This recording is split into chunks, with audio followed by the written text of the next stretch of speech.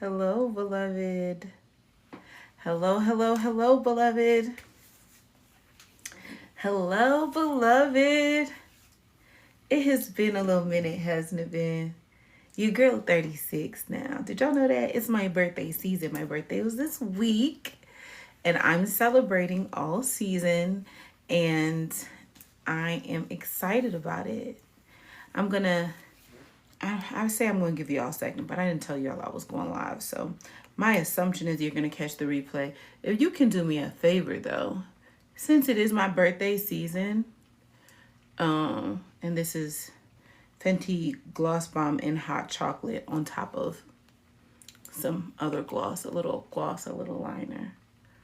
For those of you who are asking, not that you're asking now, but I get questions about makeup and stuff. Anyway, since it is my birthday season, do me a favor. If you're on TikTok, if you can just double tap that screen, double tap that screen, double tap that screen. And then if you are on Facebook, first of all, tell me hello. If you in here, tell me hello, whether you're live or on the replay. Secondly, some of you don't know that you can send stars on my platform. Hi, Ashley. We've got our prophetess, preacher, teacher, author and publisher extraordinaire. But anywho, thank you, my darling. If you can send me stars. That also helps too. That helps me circulate my work. It also helps to generate income. It lets people know people are engaging. So if you are on TikTok, you can double tap. If you are on Instagram, you can share some stars. For those of you who don't know, hi, my name is Dr. Gabrielle Queen G. Gibson. I'm a multimedia, multi-hyphenate, creative coach, consultant, educator, and public speaker. And my superpower is empowering leaders. So let me help you find yours. I'm not here to do a whole lot of I'm here to yap, I'm not gonna lie, but not like a whole bunch of wild yapping. I actually am here because I want to share a poem. So to be quite honest with you, I was thinking about, I don't know, I feel like my birthday caught me off guard, and which is weird because I've been thinking about it for a while. I'm always thinking about my birthday. If you know me, you know I'm a birthday girl. There are people who don't care about birthdays, then there's me. I care about other people's birthdays a lot. I think they're significant. I think it's the anniversary of that person's existence. Therefore, if you love them, it's a big deal. And I can't always make it as big of a deal as I want it to be in terms of celebrating them the way I think they deserve, but I do try to make people feel loved on their birthday. That being said, I decided years ago to celebrate my own birthday, and to not wait for it to be an external thing, to internally celebrate it. And as somebody who has overcome many, many, many things, including just life, not only my own alignment and desire for life, but also physical issues, health issues, all of those things, I realize every birthday is a celebration of victory. Every single one of them. And it's a dishonor to the God who made me and called me good, who has done so much to preserve this life, to put destiny in and on this life, to birth things from this life, who was so intentional about it to like downplay it or dismiss it or not live in an intentional gratitude regarding my birthday. So I've had that mindset since a certain point, I think in my 20s, in my maybe later 20s, mid to late 20s. That being said, this birthday was different in terms of leading up to it. I was anticipating it. July did not go the way that I intended. And then the birthday was here. But I'm so grateful for it. It feels so peaceful. It feels like a shift. I knew 35 was just such a significant year. And I loved 35. I loved 35 Zion. It taught me so much. So many significant things happened in 35. And anyway, I'm still in a celebratory mood. I'm in a celebratory place. If you see me looking from the camera to camera, that's because I am live on 2 different platforms. But yeah, birthdays are so sacred. Birthdays are gates. They're personal New Year's. They're entry points. They're seasons of reflection. They're just such significant times. And so Anyway, if I was thinking about how I wanted to celebrate my birthday, and one of the things I really wanted to do was, y'all know I am the founder and executive director of Living Unfiltered, and we have community crews, and we're building community crews around the country. And our first community cruise based in Atlanta, and I wanted to kind of like have some of my friends, especially somebody who travels a lot. I wanted to have some of my friends, or even some local Atlanta friends and Atlanta community crew, to get together. And I was like, what do I want to do? I don't want it to be expensive. I don't want it to be, oh, I think my sibling is here. Hey, sister. I don't want it to be expensive. I don't want it to be overbearing, overwhelming. I just want a gathering of the girls. And I was like, oh my goodness, I think poetry, like, let's just be low key and share some poetry, blase, blase. But by the time I realized that that's what I wanted to do, the time was far spent. And I missed my window. I would have loved to do that tonight, actually. It's just have a really cute, really, really key. So maybe before the summer's out, I can have a makeup day, possibly. Thank you. Also, y'all, I just got, my sister said my makeup is tea. Thank you very much. I just cut my hair. Just cut it super low, just dyed it, whatever. I am fresh off a facial, so I don't even have no foundation on. God is just good. Okay, God is just good. Anywho, I want to share a little bit of poetry. I figure since I'm not doing it live, hey friend. Since I'm not doing it live, let me just share some poetry with you. Also, let me just say this from my Liberian people all over the diaspora. My 26 on y'all. I want to know how's my people doing. Oh, okay. We should be doing all right. Tomorrow is July 26th, which is the Liberian Independence Day. And I'm a proud Liberian girl. I might do a LIB poem. I might not. I might do this one poem and just get off here. So speaking of poetry, a couple things since it is still my birthday season for me. One is that I had a request from people, and I feel like it was a divine alignment that I need to start a Substack, and I did. And I've already shared my first article, which is it's titled What Self-Help and Hustle Culture Got Wrong and What We Can Do to Get It Right. What self-help and hustle culture got wrong and what we can do to get it right. I'm Queen G Creative on everything. So of course my Substack is Queen G Creative at .substack.com. The links are in my bio. I'll put them in the chat if I can. So encouraging you to check out the article. And yes, it has references included in all of that. But I'd love for you to read it. Maybe it'll make you think. Maybe you disagree with me. Maybe it'll challenge you to think differently. Maybe it'll make you feel something. Maybe it'll initiate your healing. But make sure you check that out. And then secondly, as we're doing poetry, I performed this piece recently. No, I didn't. I performed recently. And I performed recently, and I was asked, like, oh my goodness, like, is this in a book? I would love to read this in written form if you have this poem somewhere. I do, actually. And so this is a perfect time for me to promote that I have a poetry book called Love as a Matter of Fact, or the real title is actually Debe, which is Love in Bassa. Speaking of, tomorrow being July 26th and the Liberian Independence Day, the book is actually Bassa. The title is Bassa. Debe is Love, as a Matter of Fact. And the poems that I recently performed, if you check out my socials, those poems are in that book. So I wanted to just, I don't know, I'm in a mode. I'm in a mood. Hey, Brandon. Thank you, sister. Thank you, Ace, Demont, my brother in poetry. It's good to see y'all in the room today. So I'm gonna do this poem that I've never performed before. I've like shared it with like a couple besties. That's it. And this poem is actually over 3 years old. I think it might have been written in either like December 2022 or I think January 2023. Something like that. But I really appreciate this poem. I kind of like forgot about it. And it was really just working through big feelings and feeling some heartbreak And what I found was that it's so specific to that person and experience, but it's not. It's very relatable. It's not specific at all. And I love the arc of the story. I love the arc of the story in the piece. So if you rocking, I'm rolling. I'll share this piece with you all. And I also appreciate how visceral it was, how intense it felt when I was writing it.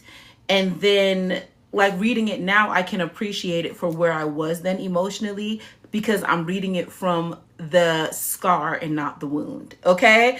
I still connect with those feelings, but I don't host them anymore. And I love that about poetry, how it marks moments in time. I love that.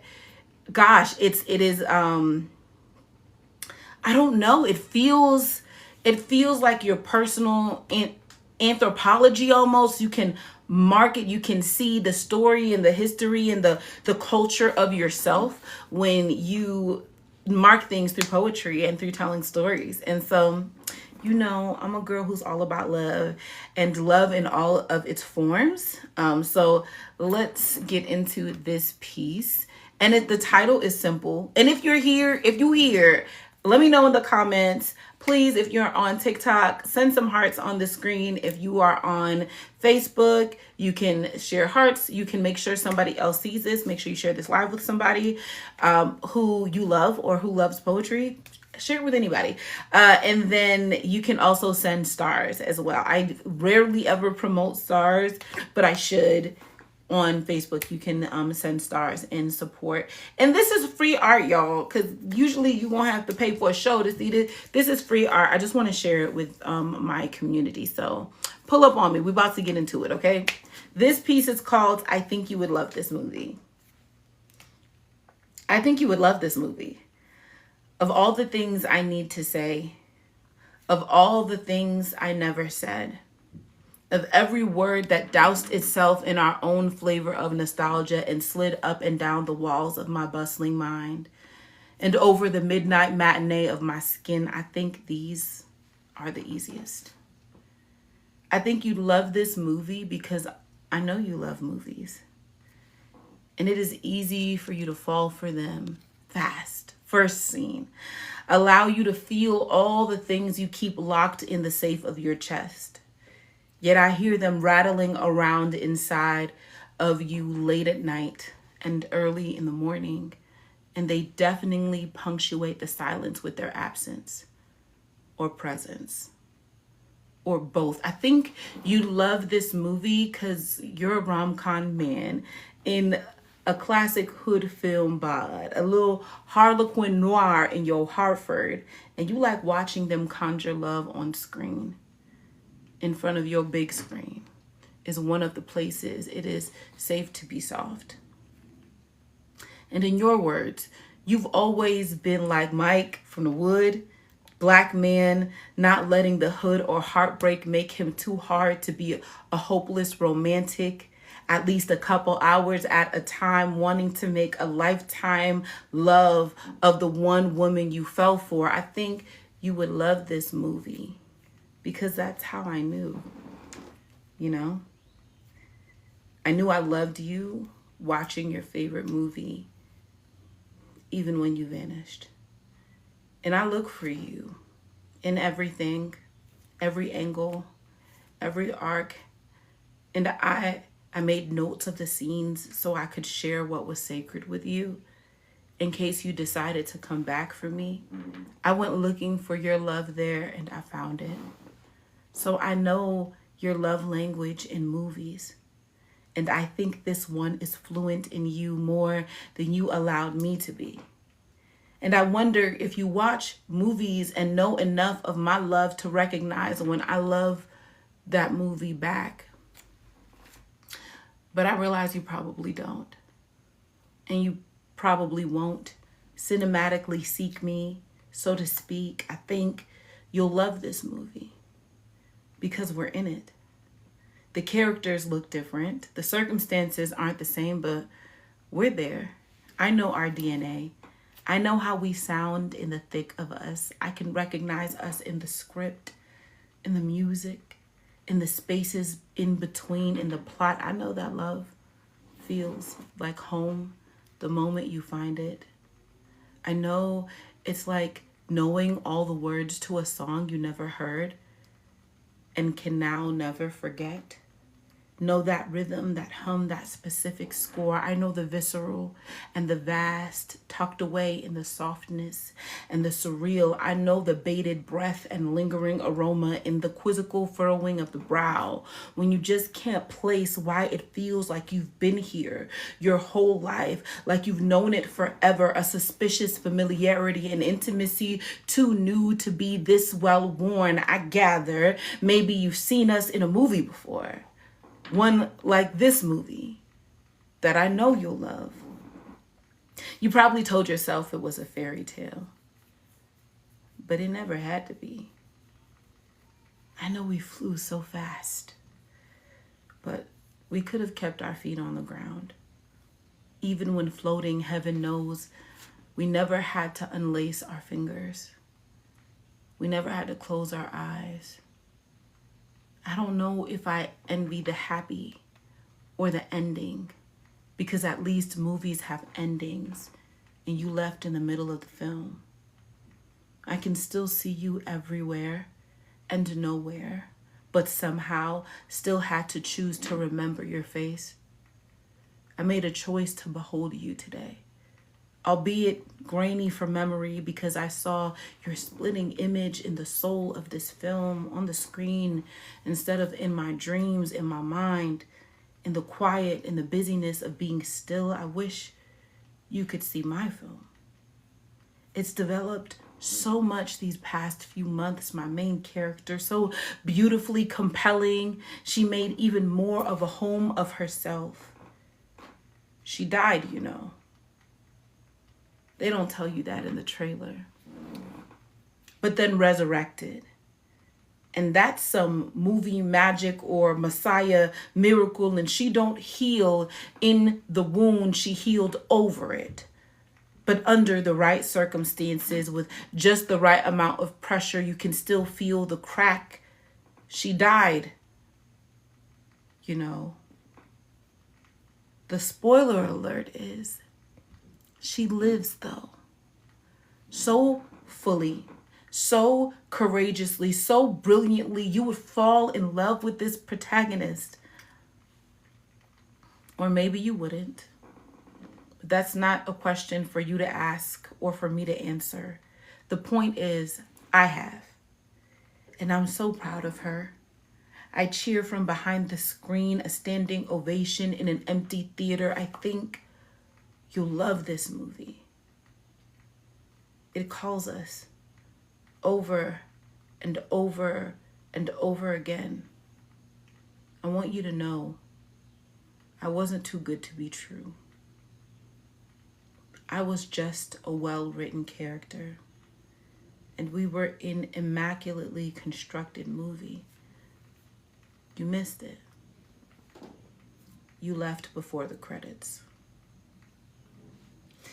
So that is, I think you love this movie. I hope I didn't skip a line. I might have skipped a line by accident. But I hope you enjoyed that piece. And I would love to chat about it with you at any time. We can talk about it now. We can talk about it another time. But if you can't tell from the piece itself, the person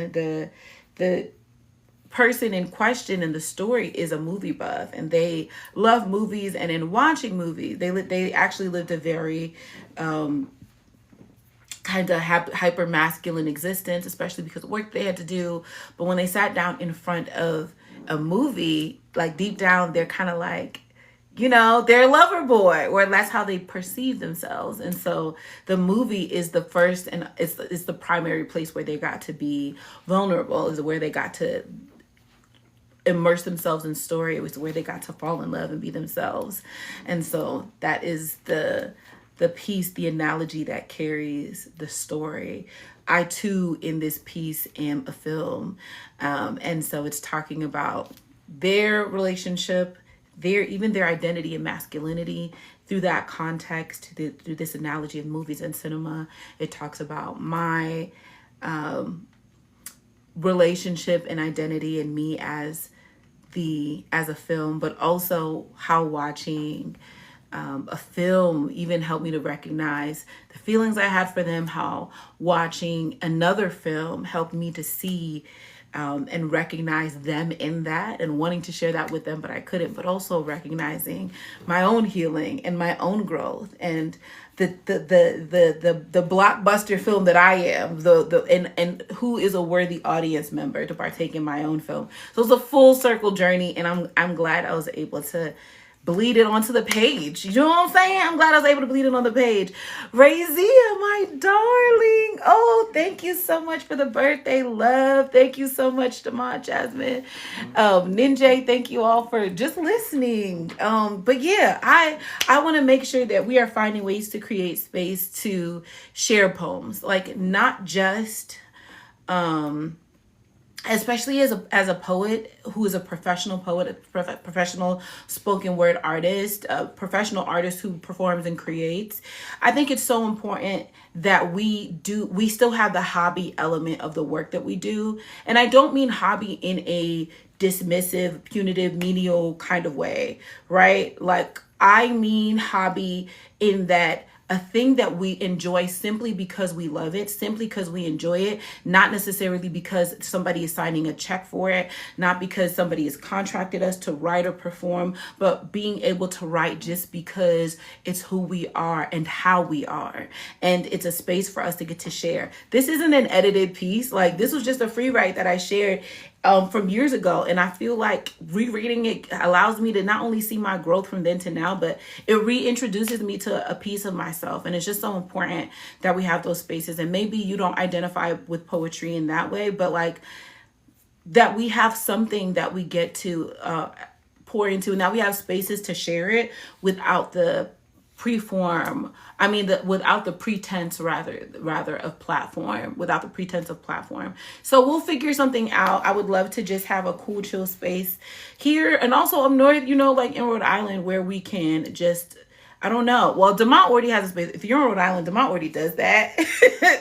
So like, that's the man with the plan that we need to, go and support. But I just want more of that. I want to get more of that. And as I'll say this, as somebody who used to slam professionally, who has performed and toured internationally and nationally, one of my favorite parts about slamming in the national competitions was like the off schedule stuff, or even if it was on schedule, getting to just be a lover of poetry.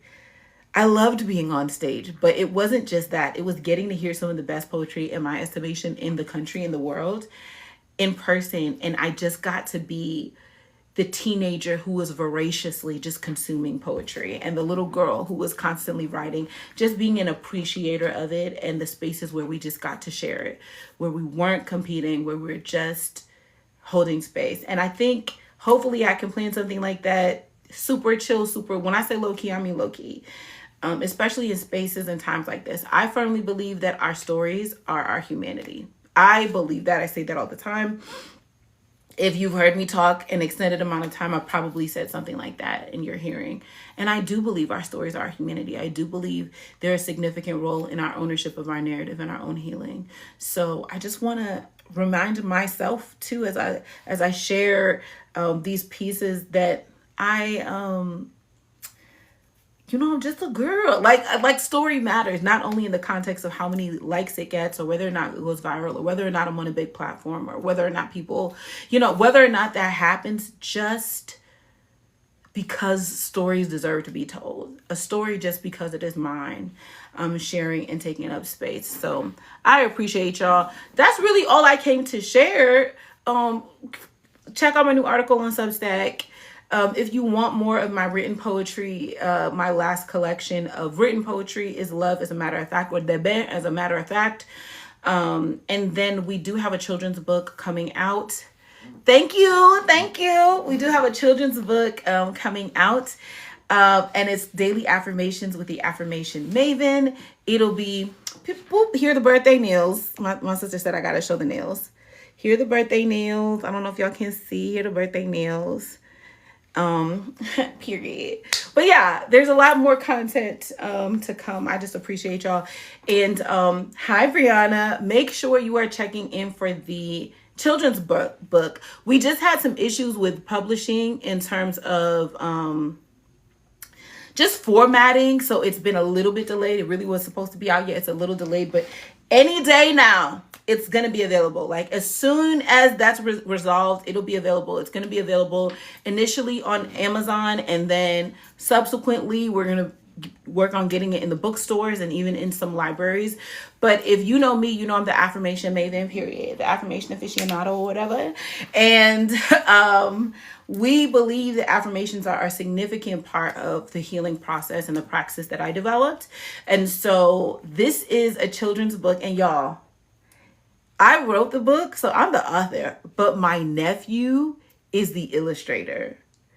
My baby, my nephew actually. So it's a book for children, illustrated by a child, to help them learn affirmations, to speak to who they are. And who they were created to be, to help them become mentally resilient, emotionally grounded and strong, to be able to have the tools and emotional intelligence to speak over themselves, to speak to themselves. And it's just such a labor of love, and it's so precious that I got to work on it with my nephew. And I also want to shout out to my amazing team, and to Keisha Glidden also, who's just been a great assistant in helping to get it from concept to actual print. I can't wait to like gift it to my nieces and nephews and to like read it to them. It's so precious. So it is so close. The book is actually finished. It's just we just got some feedback from publishing that we have to make an adjustment. You have one coming out? Yes. DM us, girl. DM us, Brianna. You know we always love to share and support and to amplify voices and storytellers who are doing good things that God had called them to do. We love to hear that. We love to see that. So I'm thrilled about it. I can't wait. That's all I came to say. Substack, the books, and I just wanted to share some poetry. I wanted to get back to my basics, as I'm so busy with all these other things and obligations, and like my mind runs a million miles a minute. I just wanted to. That's how I want to help celebrate my new year, is what I was created to do. I believe I'm called to be a storyteller. I am a wordsmith, of course. I'm a storyteller. The mediums are diverse. The mediums may change. Maybe one day I'm on a TED Talk stage. Maybe one day I'm in a corporate office facilitating a workshop. Maybe sometimes I'm acting in a film, or I'm modeling on stage, right? Or acting on stage, or I'm songwriting, or I'm worshiping. There are many mediums, but the goal is to create. The goal is to tell stories. And the goal is to be a conduit for the Lord. You know what I'm saying? Whatever he wants to do, however he wants to align and affirm people and who he made them to be, that's what I'm down for, okay? Anywho, that's all I have. If you want one more poem, I could pull something out. I could pull one more out, but I want to do something I haven't done. Well, yeah, that I haven't performed. I've performed very sparingly. I love you too. Thank you so much. Oh, Brianna, you are so beautiful. You're such a light. Thank you so much. So if you want to hear one more, you gotta put it in the chat. Otherwise, I'm gonna get up off of this and give y'all Saturday night back. I might have one more, uno más, posiblemente. Maybe one more. Looking at the chat, okay. The chat is not chatty. The chat is a little quiet, so I'm going to shift unless somebody actually makes a request. Is this the right email? Yes, it is. Razia said one more. Okay. Oh, I know the one to share. I actually wrote this for school. It is, do you masturbate your pussy? I don't know what that means, babe. I don't know what that means, but God bless you. Okay, this one I haven't done before. I've never done this one before. I shared it with a bestie. It was for school. So there's this format of poem called I Am From. And I decided to, and this is going to be the last one. This is going to be my final little whatever before I hop off here. So the poem's called I Am From. And I decided to do my own spin on it and kind of adjusted the format a little bit because I'm a creative. I gotta do my own thing a little bit. But yeah, this is basically about where we from, okay? And shout out again to all my Liberians, everybody, all my Liberians, everyone who grew up from around my way, because I grew up in a lot of different places. So wherever you were in that, I hope you identify and resonate with this, from people who come from big, beautiful families, from first generation families, from Black American family. Hopefully you see a little bit of yourself in this piece. I am from La Paz. From red palm oil and Nickelodeon VHS tapes staining my Tupperware in childhood orange. I'm from the metal window bars in apartment 7D, the faint urine smell and concrete grit of Richmond Terrace projects, the watercolor sunrise atop the suburban hill in Providence, and the makeshift pallets occupied by cousin siblings that always filled both abodes. I am from cassava leaves and palm trees, from sugar canes and dandelions, defiantly popping through the concrete, hoping a little Black girl's wish would carry it on the wind. I am from grandiose grand marches and amusopo and pretty girls with big earrings and big lips, with big brains and big mouths, reading big books, from dressing sharp and looking clean, from working late and working early and whittling to the bone, from men who do not love us well, but sisters who love us fiercely, from James Etta and Lily Mae. I'm from the talking too loud and giving too much and triumphing over trauma for sport. I am from the Renaissance women, the hearth, heart, and homemakers, the feed the people even if you are hungry, the ready to fight about my mama name in your mouth but forgive quickly, from the study a lesson and take time but make haste not. I am from family prayer lines and doors dripping with cross-shaped olive oil. I am from Psalm 91 and my James prayers and being mindful of medicine, and I don't mean the medical kind. I am from greased faces and lace-trimmed socks and frilly dresses in Jesus' name.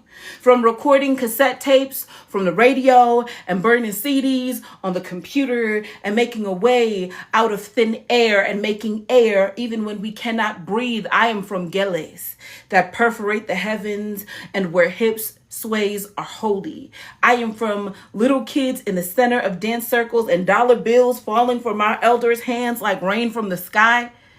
I'm from the in-between, the West African sun and the Southern American one, the crunch of New England foliage and the horn of the Staten Island ferry. I am from the Big Orange and the Big Apple and the Georgia peach. I wear the lights of the Vegas Strip around my neck and every skyline that raised me.